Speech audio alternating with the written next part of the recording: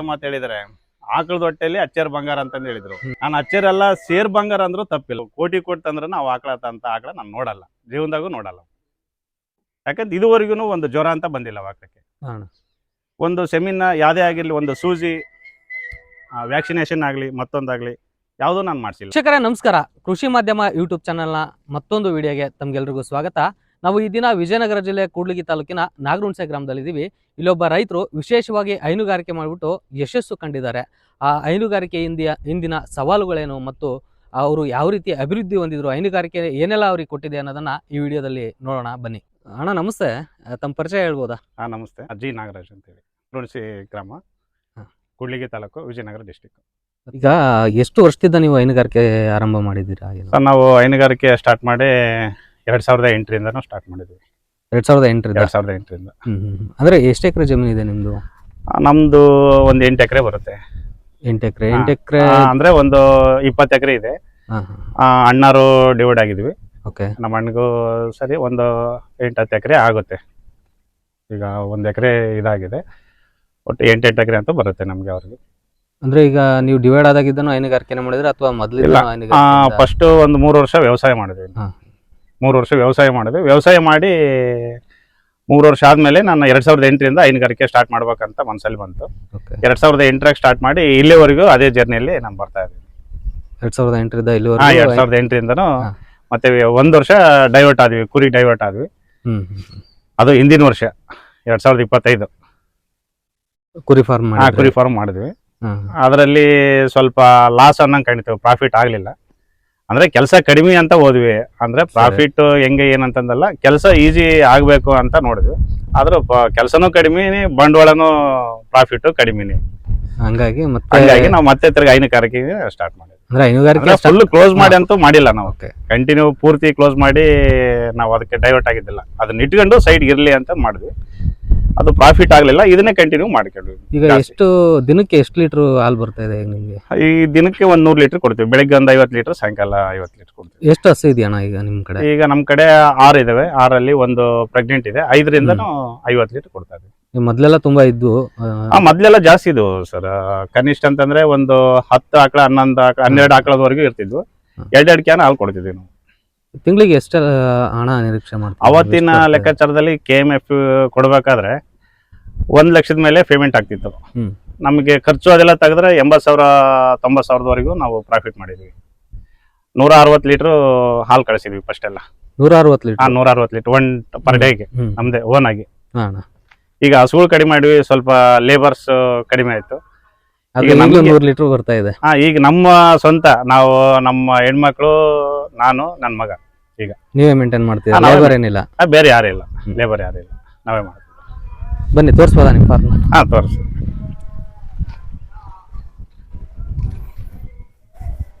ಈಗ ಇವೆಲ್ಲ ಕರಿತಿದಾವ ಇವು? ಈಗೆಲ್ಲ ರನ್ನಿಂಗ್ ಇರ್ತಕ್ಕಂಥ ಸರ್. ಇದು ಈಗ ಮೂರನೇ ಕರ ಹಾಕಿರೋದು. ಇದು ಇದಲ್ಲೇ ಈಗ 8 ತಿಂಗಳು ಸರ್. ಇದು ಕರ ಹಾಕಿ 8 ತಿಂಗಳು, ಆಗಸ್ಟ್ ತಿಂಗಳಲ್ಲಿ. ಈಗ ಪ್ರೆಸೆಂಟ್ 8 ಬರ್ತಿದೆ.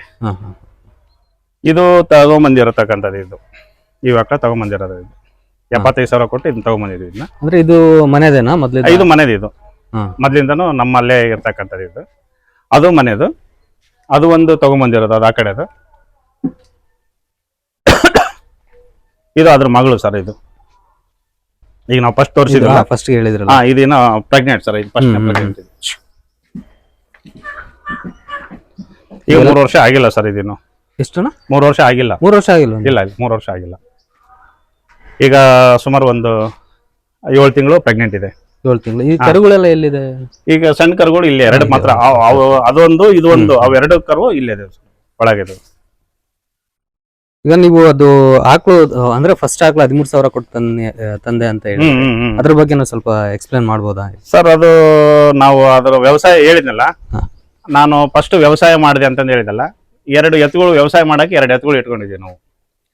ಆ ಎತ್ತುಗಳನ್ನ ಏನ್ ಮಾಡಿದ್ವಿ, ನಾವು ವ್ಯವಸಾಯದಲ್ಲಿ ಕಷ್ಟ ಜಾಸ್ತಿ ಆಗುತ್ತೆ, ಲೇಬರ್ ಖರ್ಚು ಜಾಸ್ತಿ ಆಗುತ್ತೆ ಅನ್ನೋ ಉದ್ದೇಶಕ್ಕೆ ನಾವು ಅದನ್ನ ತಗೊಂಡೋಗಿ ಇದು ಬಿಟ್ಬಿಡೋಣ, ಹೈನುಗಾರಿಕೆ ಸ್ಟಾರ್ಟ್ ಮಾಡೋಣ ಅನ್ಕೊಂಡು, ವ್ಯವಸಾಯ ಬಿಟ್ಟು ಹೈನುಗಾರಿಕೆಗೆ ಹೋಗೋಣ ಅನ್ಕೊಂಡು ಅಗಡಿ ಬೊಮ್ಮನಹಳ್ಳಿ ಸಂತೆಯಲ್ಲಿ ನಾನು 2 ಎತ್ತುಗಳು ಸೇಲ್ ಮಾಡಿದೆ. ಅವತ್ತಿನ ಲೆಕ್ಕಾಚಾರದ 25,000ಕ್ಕೆ ಸೇಲ್ ಮಾಡಿದೆ. 25,000ಕ್ಕೆ ಸೇಲ್ ಮಾಡಿ 13,500 ಕೊಟ್ಟು ಒಂದು ಆಕಳ ತಗೊಂಬಂದೆ ಸರ್ ನಾನು. 13,500 13,500. ಅವಾಗಿನ ಕಾಲಕ್ಕೆ. ಅವತ್ತಿನ ಲೆಕ್ಕಾಚಾರದಲ್ಲಿ 13,500 ಅದು ದೊಡ್ಡ ರೇಟ್ ಆಗಿತ್ತು ಅವತ್ತಿಗೆ. 13,500 ಅನ್ನೋದು ದೊಡ್ಡ ರೇಟ್ ಆಗಿತ್ತು. ಅದು ಜಾಸ್ತಿ ನಮ್ಮ ಕಡೆ ಇನ್ನೂ ಇದ್ದಿಲ್ಲ ಭಾಳ. 2008 ಅಂತಂದ್ರೆ ಅದು ಹಂಗಾಗುತ್ತೆ ಹಿಂಗಾಗುತ್ತೆ, HF ಆಕಳುಗಳು ಅಂತಂದ್ರೆ ಸೊಳ್ಳೆ ಕಡಿಬಾರ್ದಂತೆ, ಭಾಳ ಸೂಕ್ಷ್ಮಂತೆ, ಹಂಗ ಹಿಂಗ ಅಂತ ಭಾಳ ಎದುರ್ಸರು. ಅವು ಏನಾಗ್ಲಿ ಬಿಡು, ಅದು ಎಲ್ಲ ಇರ್ತಕ್ಕಂಥ ವ್ಯವಸ್ಥೆಯಲ್ಲಿ ಬಂದಿರ್ತಕ್ಕಂಥದ್ದು ಏನು ಆಗಲ್ಲ ಅನ್ನೋ ಒಂದು ಧೈರ್ಯದಿಂದನೇ ನಾವು ತಗೊಂಬಂದ್ವಿ. ಇವತ್ತು ತಗೊಂಬಂದು ಮನೆಯಲ್ಲಿ ಅದಕ್ಕೇನು ನಾವು AC ಹಾಕ್ಲಿಲ್ಲ, ಫ್ಯಾನ್ ಹಾಕ್ಲಿಲ್ಲ, ಏನಿದ್ದಿಲ್ಲ. ನಮ್ಮ ಕಾಮನ್ ಪ್ರಕೃತಿ ಲೆಕ್ಕಾಚಾರದಲ್ಲಿ ಏನಿರುತ್ತೆ ಅದು ನಾವು ಮನೆಯಲ್ಲೇ ಕಟ್ಕೊಂಡಿದ್ವಿ. ಯಾವುದು ಏನು ತೊಂದರೆ ಆಗಲಿಲ್ಲ. ಅವತ್ತು ನಾವು ಅವತ್ತಿಂದನೂ ಸ್ಟಾರ್ಟ್ ಮಾಡಿದ್ದು, ಆ ಒಂದು ಧೈರ್ಯದಿಂದ ಸ್ಟಾರ್ಟ್ ಮಾಡಿದ್ದು. ಇವಾಗ ನಮ್ಗೆ ಅದೇ ಒಂದು ದೊಡ್ಡ ಪ್ರೋತ್ಸಾಹ ಆಯ್ತು. ಅಂದ್ರೆ ಈಗ ಅದನ್ನೆಲ್ಲ ಅಂದ್ರೆ ಹಾಲು ಕರೆಯುವಾಗ ಬಹಳ ಹಿಂಸೆ ಕೊಡ್ತಾ ಇತ್ತು ಅದು. ಅಂದ್ರೆ ಸರ್ ಅದು ಅಂದ್ರೆ ಅದ್ರ ಚಾಳಿ ಅಂದ್ರೆ ಎಲ್ಲಾ ಆಕಳುಗಳು ಹಂಗಿರಲ್ಲ ಸರ್. ಅದು ಒಂದೊಂದು ಆಕಳದಲ್ಲಿ ಬರುತ್ತೆ. ಅಂದ್ರೆ ಅದು ಅದ್ರ ಅಡ್ಜಸ್ಟ್ಮೆಂಟ್ ಹೆಂಗಿತ್ತಂತಂದ್ರೆ ಯಾರಿಗೂ ಹೊಂದಾಣಿಕೆ ಇದ್ದಿಲ್ಲ. ಅದು ನಮಗ್ ಮಾತ್ರ. ನಾವು ಆದ್ರೂ ಕೂಡ ಅದನ್ನ ಕಾಲ್ ಕಟ್ಟಬೇಕು, ಕಾಲ್ ಕಟ್ಟಿ ಹಾಲು ಕರಿಬೇಕು. ಅದು ಪ್ರತಿ ಸರಿನೂ ಅದೊಂದು ಜಾಗ ಇದೆ ಸರ್, ಒಂದು ಕಂಬ ಇದೆ ಹಿಂದೆ. ಆ ಕಂಬಕ್ಕೆ ಕಟ್ಟಿ ನಾವು ಹಾಲು ಕರಿಬೇಕು. ಅದನ್ನ ಬಿಟ್ರೆ ಯಾರಿಗೂ ಕೊಡ್ತಿದ್ದಿಲ್ಲ, ಬೇರೆ ಯಾರಿಗೂ. ಹಂಗ ಹೋಗಿ ನಾನು ಹಾಲು ಕರಿತೀನಿ ಅಂದ್ರೆ ಕೊಡಲ್ಲ. ಕರೆಕ್ಟ್ ಟೈಮ್ ಕಾಲ್ ಕಟ್ಟಿದ್ರೆ ಕರೆಕ್ಟ್ ಹಿಂದಕ್ಕೆ ಬರೋದು, ಕಟ್ಸ್ಕೊಂಡಿದ್ವಿ. 10 ಲೀಟರ್ ಹಾಲು ಕೊಡೋದು, ಬೆಳಿಗ್ಗೆ 10 ಸಾಯಂಕಾಲ 10. ಅಲ್ಲ, ಅದಕ್ಕಿಂತ ಮೊದ್ಲು ಹೇಳಿದ್ರಿ ಏನಂದ್ರೆ ತುಂಬಾ ಜನ ಊರಲ್ಲಿರೋರೆಲ್ಲ ಅಂದ್ರೆ ನಾವ್ ಇಲ್ದಾಗೆ ನಾವು ಏನಾದ್ರು ಯಾವ್ದಾದ್ರು ಒಂದು ಕೆಲಸ ಅದಿದು ಹೋಗ್ಬೇಕು, ಏನಾದ್ರು ಒಂದು ನಮ್ಮ ರಿಲೇಷನ್ ಇದ್ರಲ್ಲಿ ಹೋದಾಗ ಅನಿವಾರ್ಯತೆಯಿಂದ ಸ್ವಲ್ಪ ಟೈಮ್ ಲೇಟ್ ಆಯ್ತು, ಆ ಟೈಮಿಗೆ ಕರಿಬೇಕು ಅಂತಂದ ಕರೆದಾಗ ಈಗ ಬೇರೆ ಯಾರು ಬಂದ್ರು ಅದು ಕೊಡ್ಲಿಲ್ಲ, ಬೇರೆ ಯಾರಿಗೂ ಕೊಡ್ತಿದ್ದಿಲ್ಲ. ನಮ್ಮ ಡ್ರೆಸ್ಗಳು ಹಾಕೊಂಡು ಕರೆಯಕ್ಕೆ ಪ್ರಯತ್ನ ಮಾಡಿದ್ರು, ಅದೆಲ್ಲ ಏನೆಲ್ಲ ಪ್ರಯತ್ನ ಮಾಡಿದ್ರು ಯಾರಿಗೂ ಕೊಡ್ಲಿಲ್ಲ. ಅದು ನಾವು 10 ಗಂಟೆ 11 ಗಂಟೆ ಟೈಮ್ನಲ್ಲಿ ಎಂದಾದ್ರೂ ಬಂದು ನಾವೇ ಹಾಲು ಕರೆದು ಅದನ್ನ ಸ್ಟಾಕ್ ಮಾಡ್ಕೊಂಡ್ವಿ. ಅದನ್ನ ಆ ಟೈಮಲ್ಲಿ ಅದ್ರ ಸವಾಸನೆ ಬೇಡ ಕೊಡ್ಬೇಕು ಅಂತ ಅಂದ್ರೆ ಹೌದು ಸರ್, ಅಷ್ಟು ನೋವು ಅನ್ಸಿತ್ತು. ಯಾಕಂತ ನಮ್ಮ ಹೆಣ್ಮಕ್ಳು ಅದನ್ನ ಹಿಡ್ಕೊಂಡು ನಮ್ಮ ಮಿಸಸ್ಗೆ ಕೈಗೆ ಹೊಡೆದ್ರದ್ ಈಗ್ಲೂ ನೋವು ಪಡ್ತಾ ಇದಾರೆ. ಆ ಕೈಗೆಲ್ಲ ಇದು ಫ್ರಾಕ್ಚರ್ ಆಗಿತ್ತಲ್ಲ. ಇಂಥ ಆಕಳುಗಳು ಇರಬಾರ್ದು, ಇಂಥ ಆಕಳುಗಳು ನಮ್ಗೆ ಬೇರೆಯವ್ರಿಗೆ ಕೊಟ್ಟು ನಾವು ಈಗ ಅನುಭವಿಸಿದ್ವಿ, ಬೇರೆಯವ್ರಿಗೆ ಕೊಡ್ತೀವಿ, ಅವ್ರು ಆ ಪರಿಸ್ಥಿತಿ ಅನುಭವಿಸ್ತಾರೆ ಅಂತಂದು ಅದನ್ನ ಕಸಾಯಿಖಾನಿಗೆ ಕೊಡ್ಬೇಕು ಅನ್ಕೊಂಡು ಡಿಸೈಡ್ ಮಾಡಿದ್ವಿ ನಾವು. ನಮ್ಮ ಒಂದು ಇದ್ರ ಇರ್ತಕ್ಕಂಥವ್ರು ಹೈನುಗಾರಿಕೆಯಲ್ಲಿ ನಮ್ಮ ಜೊತೆಗೆ ಇರ್ತಕ್ಕಂಥವ್ರು ಏನು ಹೇಳಿದ್ರು, ಅವಸರವಾಗಿ ಇವರು ಬೇರೆ ಯಾರೆಲ್ಲ ನಮ್ಮ ಅಣ್ಣರಾಗಬೇಕು, ಕೊಟ್ಟಿಗೆರೆ ಬಸಣ್ಣ ಅಂತಂದೇಳಿ. ಅದ್ರ ಜೊತೆಗೆ ಸ್ನೇಹಿತರು ಅವ್ರು ಎಲ್ಲರೂ ಹಾಲು ಹಾಕ್ಬೇಕಂತ ಬರ್ತಾ ಇದ್ದಾಗ ಅವಸರ ಪಟ್ಟು ಏನು ಮಾಡಕ್ ಹೋಗ್ಬೇಡಪ್ಪ, ಸ್ವಲ್ಪ ದಿನ ತಾಳ್ಮೆಲಿಂದ ನೋಡು, ತಾಳ್ಮೆಲಿಂದ ಕಾದದ್ದೆಲ್ಲ ಒಳ್ಳೇದಾಗತ್ತೆ ಅಂತಂದು ನನಗೆ ಅವಾಗ ಹೇಳಿರ್ತಕ್ಕಂಥ ಈಗಲೂ ನೆನಪಾಗುತ್ತೆ. ಅದು ಅವ್ರೆಲ್ಲ ತೀರ್ಕೊಂಡ್ರು, ಆಗ್ಲೂ ಈಗ ನೆನಪಾಗುತ್ತೆ ಅದು ಅವ್ರು ಹೇಳಿರ್ತಕ್ಕಂಥದ್ದು. ಈಗ ಅವತ್ತ ಹಸು ಇಟ್ಕೊಂಡಿದ್ಕೆ ಕೇಳ್ತೀನಲ್ಲ ಸರ್. ಈಗ ಅವತ್ತಿಗೆ ಏನ್ ಹೇಳಿದ್ರು ಹಿರಿಯರು, ಒಂದು ಗಾದೆ ಮಾತು ಹೇಳಿದ್ರೆ, ಆಕಳದ ಹೊಟ್ಟೆಯಲ್ಲಿ ಅಚ್ಚೇರ್ ಬಂಗಾರ ಅಂತಂದು ಹೇಳಿದ್ರು.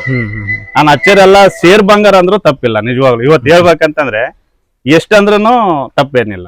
ಯಾಕಂದ್ರೆ ಅಷ್ಟಕ್ಕೊಂದು ಅನುಕೂಲತೆ ಆಕಳದಲ್ಲಿ ಆಗಿದೆ, ಯಾವತ್ತು ನೋವು ಪಡಿಸಿಲ್ಲ. ಅದೊಂದೇ ಸಮಸ್ಯೆ, ಹಾಲು ಕರಿಯೋದು ಅಷ್ಟೇ ಸಮಸ್ಯೆ.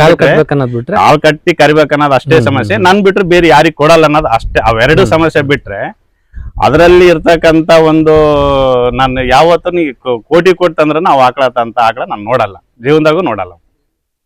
ಯಾಕಂದ್ರೆ ಇದುವರೆಗೂ ಒಂದು ಜ್ವರ ಅಂತ ಬಂದಿಲ್ಲ ಆಕಳಕ್ಕೆ. ಒಂದು ಸೆಮಿನ ಯಾವ್ದೇ ಆಗಿರ್ಲಿ, ಒಂದು ಸೂಜಿ ವ್ಯಾಕ್ಸಿನೇಷನ್ ಆಗ್ಲಿ ಮತ್ತೊಂದಾಗ್ಲಿ ಯಾವುದೂ ನಾನು ಮಾಡಿಸಿಲ್ಲ. ಅಷ್ಟು ಕ್ಲೀನ್ ಆಗಿದೆ ಆ ಆಕಳು. ಈಗ್ಲೂ ಇದೆ ಸರ್, ನೀವು ನೋಡ್ಬೋದು ಆ ಆಕಳನ್ನ, ಈಗ್ಲೂ ನೋಡ್ಬೋದು. ತೋರಿಸ್ತಿರೋದು ಈಗ ಎಷ್ಟು ಸುಮಾರು 2008 ಅಂತಂದ್ರೆ 3 ವರ್ಷ ಒಂದ್ ಕರ ಹಾಕಿ ಸರ್ ಅವ್ರ ಹತ್ರ. ಅದು ನೆಲ್ ಕುದುರೆ ಆಕಳದು. ಅದ್ರಲ್ಲಿ ತಂದಿದ್ದು ಇದೆ ಅಣ್ಣ ಹಸು? ಸರ್ ಇದೇ ಆಕಳ ನೋಡ್ರಿ ಇದು. ನಾವು 2008 ಅಗ್ರಿ ಬೊಮ್ಮನಹಳ್ಳಿ ಸಂತೆಯಲ್ಲಿ ತಂದಿರ್ತಕ್ಕಂಥ ಆಕಳ ಇದು. 13,500 ರೇಟ್ ಕೊಟ್ಟು ತಗೊಂಡ್ಬಂದಿವಿ ಅಂತಂದೆಲ್ಲ ಇದೆ ಆಕಳ. ಇದೆ ಆಕಳ. ಅಂದ್ರೆ ಈಗ ಇಲ್ಲಿ ಯಾಕೆ ಕಟ್ಟಿದೀರಾ? ಇದು ಅಲ್ಲಿ ಅವು ಬೇರೆ ಇತ್ತು ಸರ್. ಇದು ಏಜ್ ಈಗ ನನ್ನ ಅಂದಾಜು ಅದಕ್ಕೆ ಫಸ್ಟ್ ಒಂದ್ ಕರ ಹಾಕಿದ ಅವ್ರ ಹತ್ರ. ನಾನು 2008 ತಂದಿರತಕ್ಕಂಥದ್ದು. ಅಲ್ಲಿಂದನು ಇಲ್ಲಿಗೆ ಲೆಕ್ಕ ಹಾಕಿದ್ರೆ 21 ವರ್ಷ ಈಗ ಇದು ವಯಸ್ಸು 21 ವರ್ಷ. ನಾವಲ್ಲಿ ಬಂಡೆ ಮ್ಯಾಟ್ ಮೇಲೆ ಅಂತಂದ್ರೆ ಹಾರ್ಡ್ ಇರೋದ್ರಿಂದ ಎದ್ದಳಕ್ಕೆ ಸಮಸ್ಯೆ ಆಗುತ್ತೆ ಸರ್. ಅಂದ್ರೆ ಫ್ರೀಡಮ್ ಸ್ವಲ್ಪ ಹಗ್ಗ ಗಿಗ್ಗ ಎಲ್ಲ ಜಾಸ್ತಿ. ಇಲ್ಲಿ ಮೆತ್ತಗಿರೋದ್ರಿಂದ ಯಾವ್ದಕ್ಕೂ ಟಚ್ ಆಗಲ್ಲ. ಎದ್ದೇಳ್ಬೇಕಂದ್ರೆ ಸ್ವಲ್ಪ ಫ್ರೀಡಮ್ ಆಗಿ ಎದ್ದೇಳ್ತೈತೆ ಅಂತಂದು ಇಲ್ಲಿ ಕಟ್ಟಿದೀನಿ ಇದನ್ನ. ಅಂದ್ರೆ ಅಲ್ಲಿ ಕಟ್ಟಿದ್ರೆ ದನಗಳ ಮಧ್ಯೆ ಅದೆಲ್ಲ ತೊಂದರೆ ಆಗುತ್ತೆ, ಅದಕ್ಕೆ ಎದ್ದೇಳಕ್ಕೆ ಅದಕ್ಕೆಲ್ಲ ತೊಂದರೆ ಆಗಿ ಸ್ವಲ್ಪ ಬೀಳೋದು ಹಂಗ ಹಿಂಗ ಆಗ್ಬೋದು ಅನ್ನೋ ಉದ್ದೇಶಕ್ಕೆ ಈಗ ಕಟ್ಟಿದೀನಿ. ಇದನ್ನ ಇಲ್ಲೇವರೆಗೆ ಇಟ್ಕೊಂಡ್ರೆ ಉದ್ದೇಶ ಏನಂತಂದ್ರೆ ಸರ್, ಅದರಿಂದ ನಾನು ಬೇಜಾನ್ ದುಡ್ಡು ಮಾಡಿದೀನಿ. ಹೌದು. ಈಗ ಬೇರೆಯವರೆಲ್ಲ ಆದ್ರೆ ವಯಸ್ಸಾಯ್ತು ಅಂದ್ರೆ ಯಾವ್ದಾದ್ರು ಕೊಡ್ತಿದ್ರು. ಅಂದ್ರೆ ಸರ್ ನನ್ನ ಉದ್ದೇಶ ನನ್ನನ್ನ ಸಂಪಾದಿಸ ಸರ್, ನನ್ನ ಜೀವನನೇ, ನನ್ನ ಪ್ರತಿಯೊಬ್ಬರು ನನ್ನ ಮನೆ ಸಂಪಾದಿಸಿರೋದು ಅದೇ. ಅದು ಬಿಟ್ರೆ ನಾನು ಯಾವ್ದ್ರಲ್ಲೇನು 2008 ಹೈನುಗಾರಿಕೆಗೆ ಬಂದ್ಮೇಲೆ ನಾನು ಫಸ್ಟ್ 3 ವರ್ಷ ಮಾತ್ರ ವ್ಯವಸಾಯ ಮಾಡಿದೆ ಸರ್. ಅಲ್ಲಿ ಬಿಟ್ರೆ ಇದುವರೆಗೂ ನಾನು ವ್ಯವಸಾಯ ಮಾಡಿಲ್ಲ. ಎಲ್ಲ ಕುರಿ ಕೊಡ್ತಾ ಇದ್ದೀನಿ. ಪೂರ್ತಿ ಹೈನುಗಾರಿಕೆನೆ ಫುಲ್ ಫಿಕ್ಸೆಡ್ ಆಗಿದ್ದೀನಿ. ಅದಕ್ಕೆ ಬಿಟ್ರೆ ಬೇರೆ ಯಾವ್ದಕ್ಕೂ ನಾನು ಡೈವರ್ಟ್ ಆಗಿಲ್ಲ. ಹಂಗಾಗಿ ಇದು ನನಗೆ ಬಂದಿರತಕ್ಕಂತ ಲಕ್ಷ್ಮೀ ಅಂದ್ರೂ ತಪ್ಪಿಲ್ಲ. ಅಲ್ಲ, ಈಗ ಏನಾಗುತ್ತೆ ಅಣ್ಣ ಅಂತಂದ್ರೆ, ಈ ವಯಸ್ಸಾದ್ರೂ ಕೆಲವರು ಇನ್ನು ಗರ್ಭ ಧರಿಸ್ತಾ ಇರ್ತದೆ. ಈಗ ಇದ್ರ ಕೆಪಾಸಿಟಿ ಇದೆಯಾ? ಅಂದ್ರೆ ಈಗಲೂ ಸೆಮಿನ್ ಬರ್ತದೆ ಸರ್. ಈಗ್ಲೂ 21 ದಿನಕ್ಕೆ ಹಂಗೆಲ್ಲ ಕಂಪಲ್ಸರಿ ಬರ್ತದೆ. ಈಗ ಅಂದ್ರೆ ಪ್ರೆಗ್ನೆಂಟ್ ನಾವು ಸೆಮಿನ್ ಹಾಕ್ಸ್ಬಿಟ್ರೆ ಮತ್ತೆ ಪ್ರೆಗ್ನೆಂಟ್ ಆಗುತ್ತೆ. ಆದ್ಮೇಲೆ ಹೊಟ್ಟೆ ಭಾರಕ್ಕೆ ಅದು ಎದ್ದೇಳಕ್ಕೆ ಅದಕ್ಕೆಲ್ಲ ತ್ರಾಸ ಆಗುತ್ತೆ, ಬಿದ್ದು ಸತ್ತು ಹೋಗುತ್ತೆ. ಆ ಉದ್ದೇಶಕ್ಕೆ ನಾನು ಅದನ್ನ ಫ್ರೀಡಮ್ ಆಗಿ ಇದ್ಬಿಡ್ಲಿ, ಏನ್ ತೊಂದರೆ ಆಗೋದಿಲ್ಲ. ಅದರಿಂದ ಏನು ತೊಂದರೆ ಇಲ್ಲ. ಅದು ನಮಗೆ ಕರುದ ಅವಶ್ಯಕತೆ, ನಮಗೆ ಹಾಲು ಕರಿಯ ಅವಶ್ಯಕತೆ ಬೇಡ.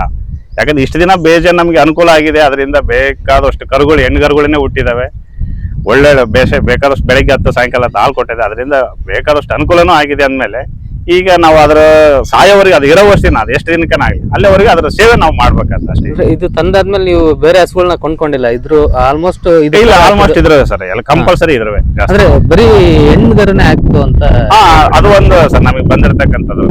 ಈಗ ಹೈನುಗಾರಿಕೆ ಮಾಡಿದರೆಲ್ಲ ನಾವು ಹೇಳ್ಬೇಕಂದ್ರೆ ಸರ್, ಯಾರ್ಯಾರು ಹಣೆ ಬರದಲ್ಲಿ ಹೆಂಗಾಗುತ್ತೆ ಅದನ್ನ ಅನ್ಕೋಬೇಕು ಹೊರತಾಗಿ ಈ ನನ್ನ ಆಕಳನೆ ಹಿಂಗಾಗಿದೆ, ನನ್ನ ಆಕಳನೆ ಬರೀ ಹೆಣ್ಗರುಗಳು ಇದೆ, ಬೇರೆ ಯಾಕೆ ಅಂತಂದು ಕೇಳ ಒಂದು ಇದ್ರಾಗ ಬರಲ್ಲ. ನನ್ನ ಅದೃಷ್ಟ ಚೆನ್ನಾಗಿತ್ತು, ಬರೀ ಹೆಣ್ಗರುಗಳು ಇದೆ. ಒಂದು ನನ್ನ ತೀರ ಅಂದ್ರೆ ಸರ್ 17 ಕರ ನನ್ನ ಹತ್ರ ಆಗಿರೋದು. 17 ಕರ. ಅದರಲ್ಲಿ ಒಂದು ಜಾಸ್ತಿ ಅಂದ್ರೆ 4 ಕರ ಓರಿ ಕರ ಆಗಿರ್ಬೋದು. ಇದ್ದವೆಲ್ಲ ಹೆಣ್ಗರುಗಳೇ. 17ರಲ್ಲಿ ಉಳಿದಿದ್ದೆಲ್ಲ ಹೆಣ್ಗರುಗಳೇ. ಯಾಕಂದ್ರೆ ಇಲ್ಲಿ ನಮ್ಮ ಊರಲ್ಲಿ ನಾವು ಹೇಳಿದ್ರು ಕೂಡ ಇಲ್ಲಿ ಊರಲ್ಲಿ ಸುತ್ತಮುತ್ತ ಆಲ್ಮೋಸ್ಟ್ ನಾಗರಾಜ್ ಡೇರಿ ನಾಗರಾಜ್ ಅಂದ್ರೆ ಸುತ್ತಮುತ್ತ ಎಲ್ಲ ಗೊತ್ತಿದೆ ಸರ್. ಎಲ್ಲರಿಗೂ ಬಹಳ ಜನ ನಮ್ಮ ಫಾರ್ಮಿಗೆ ಬಂದಿದ್ದಾರೆ. ಅಂದ್ರೆ ನಾವು ಸ್ವಲ್ಪ ಆಕಳುಗಳು ತಗೊಂಡ್ಬರೋದು ಕೊಡೋದು ನನ್ನ ಹತ್ರ ಚೆನ್ನಾಗಿರ್ತವೆ. ಇದ್ರ ಕರುಗಳೆಲ್ಲ ಚೆನ್ನಾಗಿರ್ತಾವ ಸರ್. ನಾವೇನ್ ಮಾಡ್ತೀವಿ, 1 ವರ್ಷ ಒಂದ್ ಸೋಲು ಇಟ್ಕೊಂತಿದ್ವಿ. ಜಾಸ್ತಿ ಆದವ್ ನಮ್ಗೆಲ್ಲ ಹೆವಿ ಆಗತ್ತಂತ ಕೊಟ್ಬಿಡ್ತಿದ್ವಿ. ಅಲ್ಲಿ ಹೋದ್ರೆ ನಾಗರಾಜ್ ಅಂತ ಆಕಳ ಬಹಳ ಚೆನ್ನಾಗಿರ್ತವೆ ಅನ್ನೋದು ಪ್ರತಿಯೊಬ್ರು ಈಗ್ಲೂ ಕಾಂಟ್ಯಾಕ್ಟ್ ಇದೆ. ಆಲ್ಮೋಸ್ಟ್ ಸುತ್ತಮುತ್ತ ಎಲ್ಲ ಚಳ್ಳಕೆರೆವರೆಗಿದೆ, ಹಿಂಗೆ ದಾವಣಗೆರೆವರೆಗಿದೆ. ಪ್ರತಿಯೊಂದು ಎಲ್ಲಾ ಕಡೆ ಹೋದ್ರೆ ನಾಗರಾಜ್ ಅಂದ್ರೆ ಸ್ವಲ್ಪ ಆಲ್ಮೋಸ್ಟ್ ಎಲ್ಲರಿಗೂ ಗೊತ್ತೆ. ಇವಾಗ್ಲೂ ವ್ಯಾಪಾರ ಮಾಡ್ತಿಲ್ಲ? ಇಲ್ಲ, ವ್ಯಾಪಾರ ಏನಿಲ್ಲ ಸರ್, ವ್ಯಾಪಾರ ಏನ್ ಮಾಡಿಲ್ಲ. ಅಂದ್ರೆ ಇದುವೇ ನಮ್ಮ ಆಕಳುಗಳೆಲ್ಲ ಜಾಸ್ತಿ ಕರುಗಳು. ಪ್ರತಿ ವರ್ಷನೂ ಒಂದು 5-6 ಕರುಗಳು ಎಲ್ಲ ಆಗ್ತಿದ್ವಲ್ಲ. ಈಗ ಇನ್ನೊಂದಣ್ಣ, ಈಗ ಫಸ್ಟ್ ಹೇಳಿದ್ರಿ HF ಎಲ್ಲಾ ಕಡೆನೂ ಹೊಂದ್ಕೊಳಲ್ಲ ಅಂತಾರೆ. ಫಸ್ಟ್ ಅವಾಗ್ಲೇ ಬೇಕು ಅದೆಲ್ಲ ಇರ್ತದೆ. ಇಲ್ಲ ಸರ್, ಅದು ಹಿಂಗೆ, ಅದು ಸುಳ್ಳು ಸರ್. ಅದು ಎಲ್ಲಾ ಕಡೆ ಹೊಂದ್ಕೊಳ್ಳುತ್ತೆ. ಮತ್ತೆ ಹೈಜೆನಿಕ್ ಇರ್ಬೇಕು, ನೀಟಾಗಿ. ಏನಿಲ್ಲ ಸರ್, ಏನಿಲ್ಲ. ನಾವು ಈಗ ನೋಡ್ತಿದ್ರಲ್ಲ ಸರ್, ಈಗ ಇಲ್ಲಿ ಮರದಾಡೆಲ್ಲ ಇದೆ.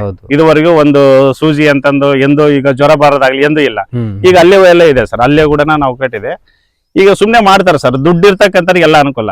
ಶ್ರೀಮಂತರಿಗೆ ಅವಕ್ಕೆಲ್ಲ ಸ್ವಲ್ಪ AC ಬೇಕು, ಚೆನ್ನಾಗಿರ್ಬೇಕಂತ ಹೆಂಗೋ ಅದು ಇದು ಕೂಡ ಇರ್ತಕ್ಕಂತ ಒಂದು ವಾಸ್ತವ. ಏನಂತಂದ್ರೆ ಹಂಗೆ ಇರ್ಬೇಕು, ಒಳ್ಳೆ ಹೈಟೆಕ್ ಶೆಡ್ ಇರ್ಬೇಕು. ಅಭ್ಯಾಸ ಮಾಡ್ತೀವಿ ಎಲ್ಲಾ ಕಡೆ ಒಂದ್ ಕೆಲ ಸರ್. ಈಗ ನಾವು ಬಿಸಿಲಲ್ಲಿ ಇದ್ರೆ ಬಿಸಿಲಲ್ಲಿ ಇರ್ತೀವಿ, ವ್ಯವಸಾಯ ಮಾಡಿದ್ರೆ ವ್ಯವಸಾಯ ಮಾಡ್ತೀವಿ. ಗಮನಿಸ್ದಣ, ನೀವ್ ಅಂದಂಗೆ ಹೈಟೆಕ್ ಶೆಡ್ ಅಂತೇಳಿ ಅಷ್ಟ ಹಾಗೆ ಮಾಡಿಲ್ಲ, ನೀವು ಬಹಳ ಸಿಂಪಲ್ ಆಗೇ ಇದೆ. ಅವತ್ತು ನಾನು ಹೈಟೆಕ್ ಶೆಡ್ ಮಾಡ್ಬೇಕಂತ ನನಗೆ ಈಗ ಅನುಕೂಲ ಆಗಿದೆ ಅಂತಂದ್ರೆ ಮಾಡ್ಬೋದು. ನಾನು ಮಾಡಿದ್ರೆ ಅದ್ರ ಅವಶ್ಯಕತೆ ಇಲ್ಲ. ಯಾಕೆ ಮಾಡ್ಬೇಕಂತಂದ್ರೆ ಸರ್, ಯಾವ್ದೇ ನೋಡ್ರಿ, ಒಂದು ಎಮ್ಮೆ ಆಗಿ ಯಾವ್ದ್ರಲ್ಲೇ ನೋಡ್ರಿ, ನಾವು ಏನು ನ್ಯಾಚುರಲ್ ಆಗಿ ಇರ್ತಕ್ಕಂಥದ್ದು ಬಿಟ್ಟು ನಾವು ಒಂದು ಸೀಟ್ ಆಗ್ಲಿ ಮತ್ತೊಂದಾಗ್ಲಿ ಏನಾದ್ರು ಮಾಡಿ ಅದ್ರಲ್ಲಿ ಎಮ್ಮೆ ಕಟ್ಟಿದ್ರೆ ಕೆಂಪಾಗುತ್ತೆ ಸರ್. ನೀವು ಆಲ್ಮೋಸ್ಟ್ ರೈತರಿಗೆ ನಾವು ಹೇಳೋದಲ್ಲ, ರೈತರಿಗೆ ಅದ್ರ ಅನುಭವ ಆಗುತ್ತೆ, ಪ್ರತಿಯೊಬ್ಬರಿಗೂ ಅನುಭವ ಆಗಿರುತ್ತೆ. ಈಗ ಒಬ್ಬೊಬ್ರು ಬಿಸಿಲಿಗೆ ಬಿಡಬಾರ್ದು ಅಂತಂದು ಒಳಗ್ ಕಟ್ತಾರೆ ಸರ್. ಅದು ಕೆಂಪಗಾಗಿ ಅದು ಎನರ್ಜಿನೇ ಕಳ್ಕೊಂಡ್ಬಿಡುತ್ತೆ ಎಮ್ಮೆ. ಫುಲ್ ರೆಡ್ ಬರುತ್ತೆ, ಅಂದ್ರೆ ಗಟ್ಟಿ ಬರಲ್ಲ, ಚರ್ಮ ಎಲ್ಲ ಗಟ್ಟಿ ಬರಲ್ಲ. ಇದು ಸರ್ ನ್ಯಾಚುರಲ್ ಆಗಿರೋದ್ರಿಂದ ಈಗ ನೋಡಿ ಸರ್, ಒಂದು ಸ್ವಲ್ಪ ಬಿಸಿಲು ಬರುತ್ತೆ. ಈಗ ನೋಡ್ರಿ, ಒಂದು ಸ್ವಲ್ಪ ಬಿಸಿಲು ಬರುತ್ತೆ. ಈಗ ಸ್ವಲ್ಪ ಟೈಮ್ ಈ ಕಡೆ ಸೂರ್ಯ ಈ ಕಡೆ ಜಾಸ್ತಿ ಆ ಕಡೆ ಹೋದಂಗಲ್ಲ, ಕಂಪ್ಲೀಟ್ ನೆಳ್ ಬರುತ್ತೆ. ಅಂದ್ರೆ ಒಂದು ಸ್ವಲ್ಪ ಹೊತ್ತಾದ್ರೂ ಅದಕ್ಕೆ ಸೂರ್ಯನ ಈಗ ನ್ಯಾಚುರಲ್ ಆಗಿ ಏನಿದೆ ಅದು ಎಲ್ಲದೂ ಬೇಕು. ಹಸುಗಳಿಗೆ ಆದ್ರೂ ಕೂಡ ಬೇಕಾಗುತ್ತೆ. ಅದು ಬಿಟ್ಟು ನಾವು ನೆಳ್ಳಿರ್ಬೇಕು, ಅದು ಇರ್ಬೇಕು ಅಂತಂದ್ರೆ ಅದು ನಾವು ನೆಳ್ಳಲ್ಲಿ ಏನ್ ಮಾಡ್ತೀವಿ ಅಂತಂದ್ರೆ ಸರ್, ಫ್ಯಾನ್ ಎಲ್ಲ ಕಂಟಿನ್ಯೂ ತಿರುಗ್ತಾ ಇರುತ್ತೆ. ಅದೇ ಗಾಳಿ ಬರುತ್ತೆ, ಅದೇ ಗಾಳಿನೇ ಅಲ್ಲಿ ಹೊಡೆಯುತ್ತೆ. ಅಷ್ಟು ಬಿಟ್ರೆ ನ್ಯಾಚುರಲ್ ಆಗಿ ಸಿಗಲ್ಲ. ಇಲ್ಲಿ ನೋಡಿ ಸರ್, ಎಲ್ಲ ಈಗ ಮರಗಳಿದಾವೆ. ಬೇವಿನ ಮರ ಇದೆ, ಹತ್ತಿ ಮರ ಇದೆ, ಅರಳಿ ಮರ ಇದೆ. ಈ ನೆಳ್ಳು ಆಲ್ಮೋಸ್ಟ್ ಗೊತ್ತಿರ್ಬೋದು ಎಲ್ಲಾ ರೈತರಿಗೆ. ಆದ್ರೇನು ಯಾರಿಗಾದ್ರೂ ಗೊತ್ತಾಗತ್ತೆ. ಇದ್ರ ಮರಗಳ ಅಡಿಯಲ್ಲಿ ಇರೋದ್ರಿಂದ ಯಾವುದೇ ತರ ಕಾಯಿಲೆ ಮತ್ತೊಂದು ಕೂಡ ಬರಲ್ಲ ಸರ್ ಹಸುಗಳಿಗೆ.